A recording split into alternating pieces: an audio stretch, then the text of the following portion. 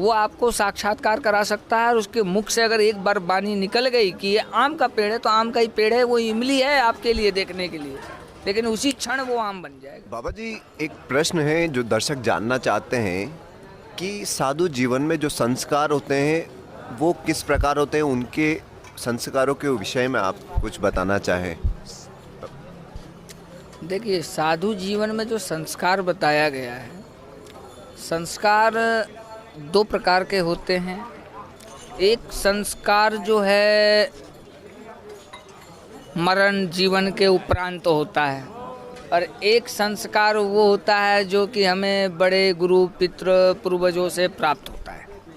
ठीक है, तो साधुओं का जो संस्कार होता है वो संस्कार इसलिए होता है कि अगर उसके जो जन्म हुआ है जिस भी परिवार में, जिस भी जाति में, जो उसके पूर्वजों ने जो किया, जो अब उनके पूर्वज कर रहे हैं या जो उसने अब कर रहा है, उस चीज़ को धोने के लिए, उस चीज़ से अपने पितरों को, अपने गुरु के भजन को, और जो भी उसने पाप कर्म किए हैं अभी तक में, जब तक उसका संस्कार नहीं हो रहा है, उस चीज़ को दूर करने के लिए, शुद्ध होने के लिए, मन से, कर्म से, आत्मा से शुद्धिकरण होने के लिए महात्मा किसे कहा गया है? जो मर कर भी जिंदा है। एक शॉर्टकट में आपको मैं उसका उदाहरण दिया हूँ, विद्वान तो नहीं हूँ जो कि मैं उसका एक एक शब्द से विभेद करूँ, लेकिन महात्मा का सीधा सीधा अर्थ यही है कि जो मर के भी आपके सामने उपस्थित है उसे महात्मा कहा जाता है। तो मोह माया जो है, आशा तृष्णा, इस चीज़ को नष्ट करने के लिए गुरु पीर जो हमें मंत्र से दीक्षित करते हैं, उसी को संस्कार कहा गया है। और संस्कार में जो है जितने भी अपने परिवार में, कुटुंब में, माता पिता, चाचा ताऊ और जो भी अनन्य जो भी चीज़ हैं, उन सभी को एक पिंड दिया जाता है। पिंड देने के बाद जो है आपका स्वयं का भी पिंड दिया जाता है। यानी जिस घर में, जिस परिवार में, जिस दूध में आपका जन्म हुआ है, उससे आपका नाता रिश्ता बिल्कुल ख़त्म हो गया। अब आप बिल्कुल नवजात शिशु हो गए।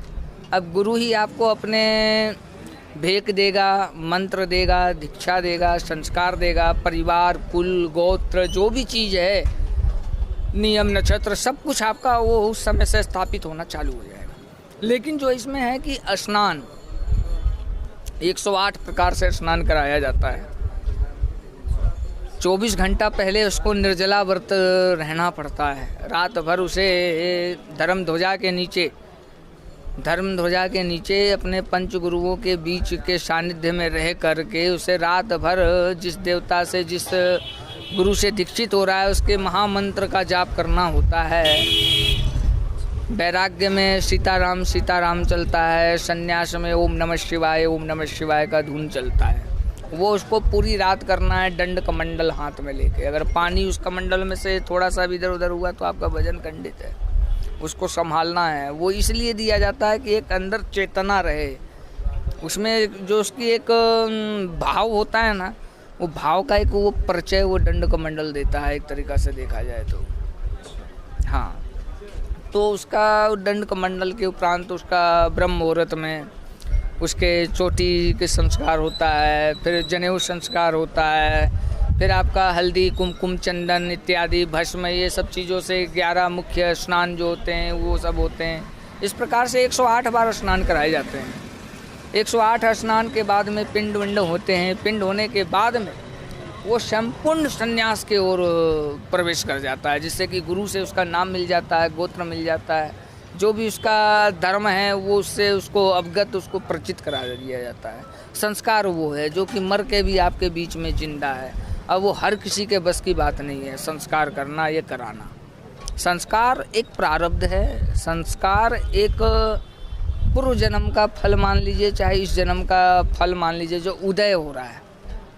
अगर उसको आप सही ढंग से उपयोग करेंगे तो उसकी कोई औषधि नहीं है, उसकी कोई अवधि नहीं है कि वो कब तक ख़त्म हो। वो एक जिसको कहते हैं ना कल्पतरु, वो कल्पतरु फल है जिसको आप जितना निखारेंगे, कहते हैं ना सोना जितना तपता है उतना निखार आता है। तो जितना उसका आप मनन करेंगे, जितना उसका सहस्त्र हवन करेंगे, जाप करेंगे, निस्वार्थ भाव से प्रस्वार्थ करेंगे, उतना आपके अंदर उसकी ऊर्जा और निखार जो है, वो वैभव जो है आपको प्राप्त होता चला जाएगा। और उसको प्राप्त करने के लिए जो हमारा जो आशा तृष्णा जो राग देश ईर्षा मैं मेरी जो है उसको नष्ट करना पड़ता है। उसे नष्ट करने के बाद जो है पिंड विंड देने पड़ते हैं। पिंड के उपरांत ही उसका संस्कार होता है। बाबा जी, हम कई साधुओं को देखा है, कुछ नागा साधु होते हैं, कुछ वेशधारी साधु होते हैं, तो क्या इनमें क्या अंतर, आप कुछ बता सकते हैं हमें इसके बारे में? देखिए, सबसे पहली चीज़ ये है कि संत की जो पहचान है, संत की पहचान करने में स्वयं जो जिसने संत बनाया, जिसने उसकी रचना की, मानव की, भूमंडल की, परमात्मा जिसे कह दिया जाए, परमपिता परमात्मा, संत स्वयं एक परमात्मा है। आज के डेट में इस कलयुग में ही 4 वेद बताया गया है, अन्यथा द्वापर, त्रेता और सतयुग 5 वेद थे। ब्रह्मा के 5 मस्तक थे। अब ब्रह्मा के 5 मस्तक के स्वरूप को देखते हुए ही उसको 5 वेद बताया गया है। जो 5वां वेद जो है वो संत को दिया गया है। 5वां वेद संत को बताया गया है। राम जी ने भी यहाँ पे कहा है, संत वचन पड़ जाए फीका, मोह वचन ना पड़े फीका। संत वचन पत्थर की लिखा, चाहे मोह वचन पड़ जाए फीका। क्योंकि संत कर्म कर रहा है, जीवन उसके ऊपर निछावर कर दिया। अब उसकी परमात्मा नहीं सुनेगा तो दूसरा कौन सुनेगा। एक साधु थे, एक गांव में वर्णन करते हुए पहुंचे, 1 रोटी दोगे 1 बेटा होगा, 2 रोटी दोगे 2 बेटा होगा, नारा लगाते थे वो। और जिसकी जो श्रद्धा है वो अपनी भावना धारणा से देता था। जैसे माई को ये गोरखनाथ जी हैं, उसी का ही देख लीजिए आप। साधु से मांगी, बोले बाबा बांझ हूँ, दुनिया मुझे बांझ कह रही है, भटक रही है, कोई सुन नहीं रहा है। साधु उसके भजन से उसकी देखकर उसे फल दिया कि ले माई तू इसको खा ले, तेरा ओजस्वी पुत्र होगा, परमपिता परमात्मा के तुल्य होगा। लेकिन उसके मन में अंधकार ने, घमंड ने, इसने अपना घर बना लिया। उसने सोचा अरे साधु है, तमाम आते जाते रहते हैं, ऐसे ब्राह्मण संत लोग के क्या मतलब है। उसने गौ को दे दिया, गौ खा लिया। गौ खा के उसे भी मल के द्वारा निकाल दिया गोबर के रूप में। तो गोबर के रूप में जो निकाला उसे, तो वहीं से गुरु गोरखनाथ हुए। 12 वर्ष तक नीचे रहे, गोबर के नीचे दबे हुए। पृथ्वी माता ने उनका पालन पोषण किया। पृथ्वी माता ने ही उनको ज्ञान, दीक्षा, वैराग्य सब कुछ उनको अवगत कराया। और वैसे आप देखेंगे तो गोरखनाथ 8वें अवतार बताए गए हैं भगवान शंकर के, है ना। तो ब्रह्मा जी के 5 मस्तक थे, 5 ही वेद थे। लेकिन उनको अहंकार आ गया, मद आ गया कि अब जो कुछ हूँ मैं हूँ, हम ब्रह्मास्मि, मेरे सिवा कुछ है ही नहीं है संसार में। जो मैं कह दूंगा वही होगा, जो मैं करूँगा वही होगा। तो वहाँ भोलेनाथ, जिनको देव आदि देव महादेव बताया गया है, स्वयंभू, जो स्वयं के लिए नहीं जीता है, दूसरे के लिए जीता है, स्वयंभू, अनादि, जिसका कोई अंत नहीं है, ना आर है ना पार है। क्या समझ रहे हैं। उन्होंने अपनी भृगुटी उखाड़ी, भृगुटी उठारी और उसे शिला पे दे के मारा, तो उससे काल भैरव की उत्पत्ति हुई, जिसको हम भैरव भी कह देते हैं। भैरव जो हैं 52 भैरव बताए गए हैं।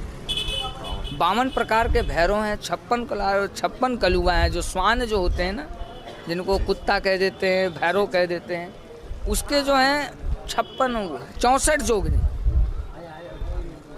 64 योगिनी है जो उसकी महामाया जो उनकी रक्षा कर रहे हैं, वीर लंगूर जो। तो उन्होंने प्रकट किया, बोले ब्रह्मा को ज़्यादा मान हो गया और आपके सिवा कोई नष्ट नहीं कर सकता है। तो सभी देवताओं के निवेदन को सुन के भोलेनाथ ने भृगुटी पटका, उससे वो काल भैरव उत्पन्न हुए। काल भैरव को उत्पन्न होते ही आज्ञा दिया कि जाओ ब्रह्मा को ज्ञान दिलाओ, उनको अवगत कराओ कि जो आप मद और माया और अहंकार के वशीभूत हो चुके हैं उससे बाहर आइए। भृगुटी अच्छा। बीच के हिस्सा, ये भामा हुआ, ये नासिका हुआ, ये मस्तक हुआ, इंगला पिंगला सुसुरमा, कहा जाए तो तराजू, पाप और पुण्य को तोलने वाला यही है, यही चीज है जो भाव को बता रहा है। ये बांट है, नाक और कान, ये बांट बताए गए हैं। और आँख जो है उसका पल्ला बताया गया है। अब भार उसका मुखमंडल को बताया गया है, इंगला पिंगला सुसुरमा। बीच में जो स्थापित है वो है भृगुटी। अब भृगुटी जो है वहीं से सब कुछ, जो चक्र है ना, 7 चक्र मनुष्य के अंदर बताया गया है। वो 7वां चक्र शुरू 7 से भी गिनोगे तो वहीं आके अटकोगे, और 1 से भी गिनोगे तो वहीं अटकोगे। मेन चीज़ वही है, भृगुटी को जगाना, जिसे कहते हैं कुंडली। वो जब ही जागेगा जब आप त्रिकाल संध्या करेंगे। खान पीन, नियम संयम जो होता है, उसका जो एक नियम है, उसके अधीन चलेंगे, उसके वशीभूत चलेंगे। तो ऐसा समय आएगा कि जो आप सुनते होंगे कि साधु 6 महीना साल भर की समाधि में चले गए शरीर छोड़ के। आज ऐसा होता है तो उसको मरा हुआ घोषित कर देते हैं, दबाने की कोशिश कर देते हैं, चेष्टा कर देते हैं। तो इसलिए साधु अब उस चीज़ को आम जनता और आम संतों के बीच में रह के नहीं कर रहे हैं। उस चीज़ को अगर आपको देखना है, अनुभव करना है, तो उसके लिए आपको कंदराओं में, पर्वतों में चढ़ना पड़ेगा। आप वहाँ संतों का जीवन देख के आप स्वयं आश्चर्यचकित हो जाएंगे कि किसके बल पे जिंदा है। ऐसे ऐसे संत आज भी सृष्टि में पड़े हुए हैं जो अनादिकाल से तपस्या रखते हैं। मालूम ही नहीं पड़ रहा है क्षेत्र को कि ये महात्मा कितने वर्षों से तप रहे हैं, और ना ही उन्होंने मुख से बताया कि मैं इतने वर्षों से तप रहा हूँ। लेकिन जब वो बाहर आए तो उनकी जो तेज है, उनका जो नियम संयम रहनी सहनी है, वो बयान कर देता है सामने वाले को कि इतने वर्षों से ये भाव इनका यहाँ पे है। तो संत को 5वां वेद बताया है, बशर्ते संत कौन, जो काम क्रोध मद लोभ आशा तृष्णा इनसे परे हो, गुरु भक्ति और समाज सनातन धर्म के प्रति संपूर्ण समर्पण, वो आपको साक्षात्कार करा सकता है। और उसके मुख से अगर एक बार वाणी निकल गई कि ये आम का पेड़ है, तो आम का ही पेड़ है, वो इमली है आपके लिए देखने के लिए, लेकिन उसी क्षण वो आम बन जाएगा। उसमें इतना एलर्जी, इतना पावर आ जाता है, समझ रहे हैं। तो 5वां वेद जो है संतों को बताया गया है, और उसका संत भी दुरुपयोग कर रहे हैं। कुछ ही, सभी नहीं, लेकिन दुरुपयोग कौन कर रहा है? जो गुरु के सानिध्य में रहे, लेकिन गुरु ने उसको शिक्षा और संस्कार दिया, उसमें वो विपरीत जा रहा है तो उसको मारा, फटकारा, डांटा, तो उसको अहंकार ने, मद लोभ ने उसके अंदर घर बना दिया। यानी जो मंजिल को जा रहा था वहाँ पे उसके द्वारपाल मिल गए, काम क्रोध मद लोभ, उसके आसक्त होकर वो गुरु का भी तिरस्कार कर दिया, वो भटक गए। अब संस्कार तो उनका हो गया, सब काम हो चुके, लेकिन अब उनको सही मार्ग, जो उनको दिशा निर्देश देना है, जो दिया जा रहा है कि धर्म क्या है, अच्छे बुरे का पहचान क्या है, समाज में प्रतिष्ठा कैसी होगी, सनातन धर्म को बचाया कैसे जाएगा, उसकी स्थापना को बरकरार कैसी रखी जाएगी, वो चीज़ बिल्कुल वो नष्ट हो गया, अव्यागत हो गया, वो मालूम ही नहीं है। और उसको जो है वो जगह जगह अपने मनमानी से प्रचालित कर रहा है। तो वही बात है, रंडी की के तरह गंडियों ने खोई। तो यहाँ पे जो है संत जो है, जो अभी नए युवा पीढ़ी में ज़्यादातर आप देख रहे होंगे, मैं सभी को नहीं कहूँगा कि संत ना जाने किस भेष में नारायण मिल जाए। संत की अवहेलना और संत की बुराई करने का हमारे पास पावर नहीं है, ना हमारे गुरु पीरों ने इस मर्यादा को पार करने की आज्ञा दी है। लेकिन शॉर्ट फॉर्म में यही कहूँगा कि कलयुग को देखते हुए और हिष्ट पुष्ट होते हुए भी कमा के ना खाने वाले आदमी, जिनको फ्री में बैठ बैठ के ही मिला है, माता पिता का फ्री में ही खाया है, गुरु पीरों का फ्री में खाया है, तो वो कर्म करेगा नहीं, उसका दुरुपयोग ही करेगा। और उसी वही चीज़ हो रहा है आज के डेट में जाता है। ऐसे ब्राह्मणों में भी देख लो, आपको मैंने कल बताया, पहले ब्राह्मण आपको 50 किलोमीटर दूर से दिख जाता था कि हाँ ब्राह्मण आ रहा है, दुनिया उतर के पैर छूती थी। अब ब्राह्मणों में पहचान ही नहीं हो पा रहा है, पूछना पड़ रहा है कि तू ब्राह्मण है कि नहीं है, क्योंकि ब्राह्मण तो दूसरे दिखना है ना, ये पवित्र है, तिलक चंदन है, शिखा है, कुर्ता पजामा पहना है, संग घंटी घड़ियाल, सत्यनारायण कथा की पोथी बंधी हुई है, बगल में एक लाल पड़ रहा है, कुछ नहीं है तो एक झोली तो है, अंगूछा उसके गले में डला है। पंडित है, ना जाने कहाँ कौन सा जजमान मिल जाए, चलता भी पूछ सकता है बाबा एकादशी कब का है। वो जमाना खत्म हो चुका है, चमड़े की बेल्ट पहन रहे हैं ब्राह्मण, पोथी पत्रा के जगह में मोबाइल और लैपटॉप लेके चल रहे हैं, तिलक लगाने में शर्म आ रही है, शिखा रखने में शर्म आ रही है। तो सबको नष्ट करने वाला एक दोषी नहीं है, थोड़े थोड़े थोड़े थोड़े सभी दोषी हैं, और सभी एक जगह जागृत हो जाए, चेतनता आ जाए उनके अंदर, तो हमारी जो संस्कृति जो अलोप हो गई है, जो हो रही है, वो दोबारा से जागृत हो जाएगा। और सनातन धर्म की जय का जो जयकारा है वह वास्तव में और हकीकत में सनातन धर्म की जय हो जाएगी। हर जाति में, हर बिरादरी में एकता है, बस एक हिंदू धर्म जो है उसमें एकता नहीं है। हिंदू धर्म और खोटा कर्म इसको कहा जाएगा। जान रहा है लेकिन मान नहीं रहा है, और जो मान रहा है वो जान नहीं रहा है। जिसके पास धन है वो सेवा देने में 100 बार सोच रहा है। रंडी बेचे वाले और ये दारू वारू इतना सट्टा, इनमें तो तुरंत 1 सेकंड में राजनेता इलेक्शन हर 1 सेकंड नहीं लगा रहा है, लाखों रुपया पानी में फैला दे रहा है, जिसमें उसकी जीत का और हार का कोई पता ही नहीं है। लेकिन वही चीज़ अगर भागवत कोई मंदिर मठ में दान पुण्य या क्षेत्र चलवाओ तो 100 बार सोचेगा। तुम 100 बोलोगे तो 50 में आएगा, 50 भी में वो 20 ही कर देगा तुम्हें, पूरा फिर भी नहीं देगा।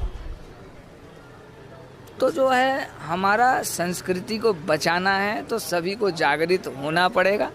जब ही एकता आएगी और एकता होगा तो सनातन धर्म की जय होगी। नहीं तो ये बात आप ध्यान रख लीजिएगा कि आज जो 2021 चल रहा है, 2028 तक में आप गुलाम होंगे। घर से बाहर निकलेंगे तो आपको सरकार और अपने चौकी, जो आपके यहाँ का जो दबंग है, काश्तकार किसान या नेता जो भी है, उसके अधीन रहना पड़ेगा। आपको 100 बार सोचना पड़ेगा घर से बाहर निकलने के लिए। जो राजा महाराजा जो तानाशाह हुआ किए थे, जो हो रहे थे कि तेरी बच्ची अच्छी है, तेरा बेटा अच्छा है, कल को मजदूरी में दिखना चाहिए, कल को ये बिस्तर में दिखना चाहिए, वो दिन दूर नहीं है। अब अभी तो कुछ अपने आप जा रहे हैं उस लाइन में, धन के पीछे, शौहरत के पीछे हैं। पास होना है तो बस सर के जांग में ही बैठ गए, बोले गुरुजी भी दयाल हो गए हैं। तो ये सब चीज़ क्या है, मानसिकता जो है वो हमारा आप ही चेंज कर रहे हैं। उसमें परिवर्तन ला दो तो अपनी सनातन धर्म की एकता जागृति हो जाएगी। इसीलिए हिंदू धर्म खोटा कर्म है। और सभी से यही कहूँगा, अगर हिंदू हो तो इस बात को सुनकर जागृत होना चाहिए और होना चाहिए। जागृत होगे तो आने वाला भविष्य आपके जो बच्चे हैं उनको अच्छा होगा, उज्जवल होगा। और आप जो नहीं कमा पाए हो जीवन में, उससे 10 गुना ज़्यादा आपके पुत्र पुत्री आपको कमा के देंगे। अन्यथा जो हो, जो तुम्हारे पूर्वजों ने तुम्हें छोड़ा, जिसको तुमने संभाला धरोहर करके, और तुम्हारी जो आने वाली नस्ल है उसको भी धीरे धीरे पतन की ओर ले जा रही है। इसलिए जागो, हिंदू जागो। तो चलिए साथियों, बहुत अच्छी चर्चा रही आज की, और हम उम्मीद करते हैं कि ऐसे ही वीडियोस हम आप लोगों के लिए लेकर आते रहेंगे। तो फिलहाल के लिए जय श्री महाकाल।